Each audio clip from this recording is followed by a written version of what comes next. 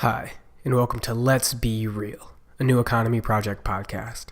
Like many, we were outraged by Trump's termination of Deferred Action for Childhood Arrivals, or DACA. This revocation represents yet another racist attack on immigrant communities by this administration.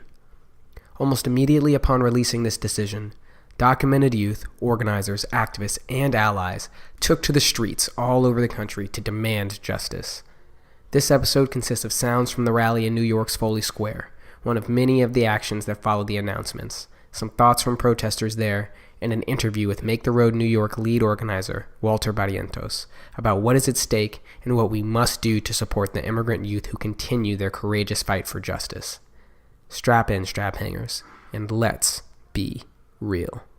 El pueblo unido jamás será vencido. El pueblo unido jamás será vencido. El pueblo unido jamás será vencido. Muchas gracias. For today's featured interview, we speak by phone with Walter Barrientos.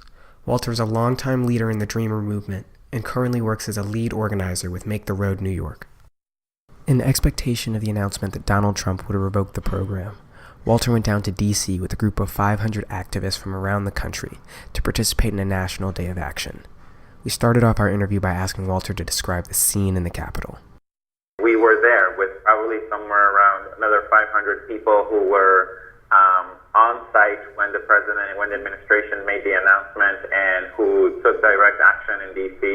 in key places that we knew are relevant for this administration, like the Department of Homeland Security, the Republican National Committee headquarters, and Trump's hotel, which is where my particular group was that day.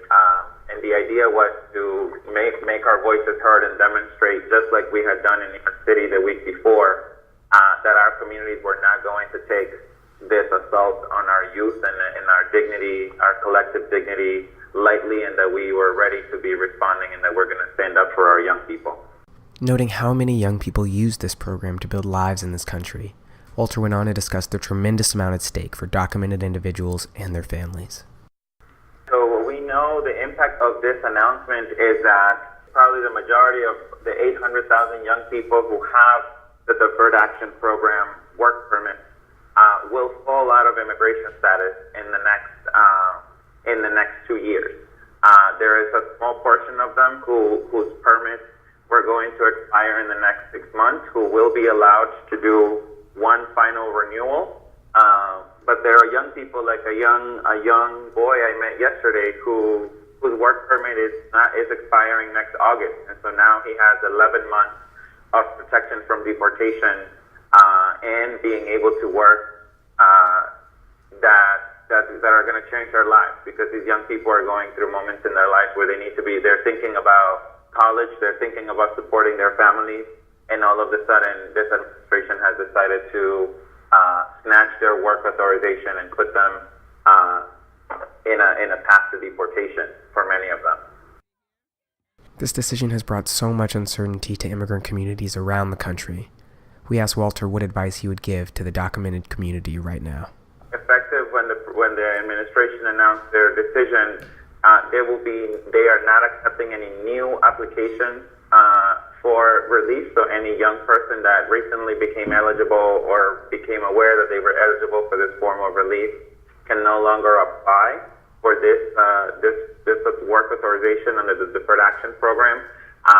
They will, we're advising them is come to an organization that you trust, like Make the Road New York or so many others, especially in New York City and throughout the country, who are supporting young people, providing legal advice, and most importantly, to remember that this piece of paper does not define their humanity or their future, that there is a strong movement of organizations who are organizing not just people directly impacted like themselves, but allies and other folks who are going to be working together to push for solutions, not just for immigrant youth, but for the larger undocumented community who needs immigration reform rather than more enforcement, the way that this administration continues to do since coming into power.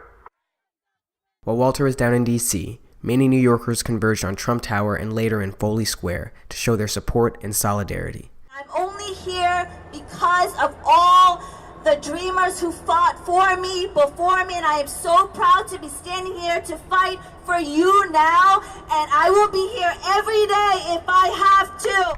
And what brought you to this action in particular today? I myself am an immigrant to this country, and I have a long history of working with immigrant communities in New York City as well as in other cities and states.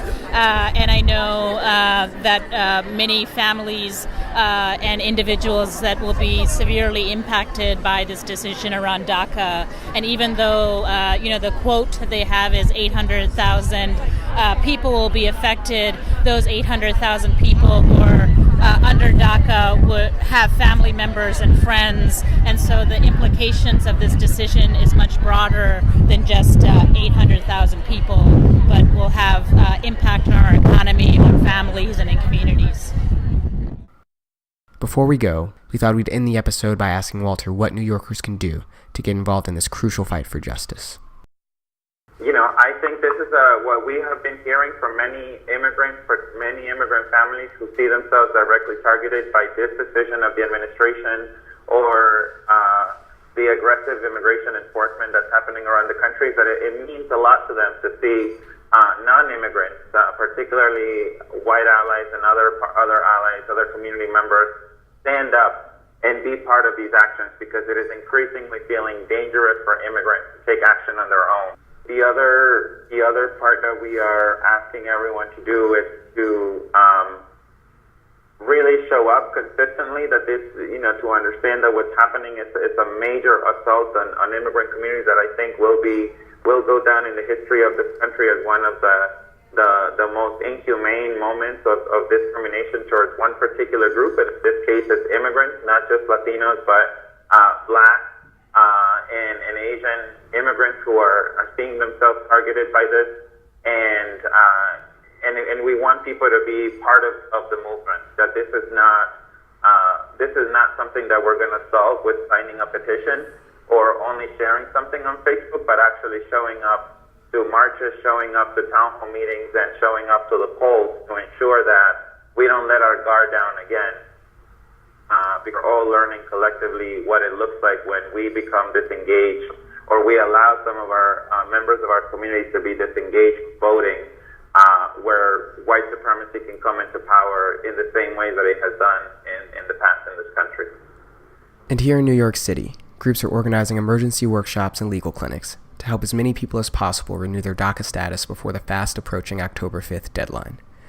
New Economy Project is making rapid response grants to cover DACA application fees for people facing financial hardship. And similar efforts are taking place around the country to support and stand with DACA recipients at this crucial and uncertain time. Thank you for tuning in, and a special thanks to Walter Barrientos for taking some time to speak with us. For more information about New Economy Project, or to donate to our Rapid Response Fund to help cover New Yorkers' DACA renewal fees, visit neweconomynyc.org. Take care and see you next time.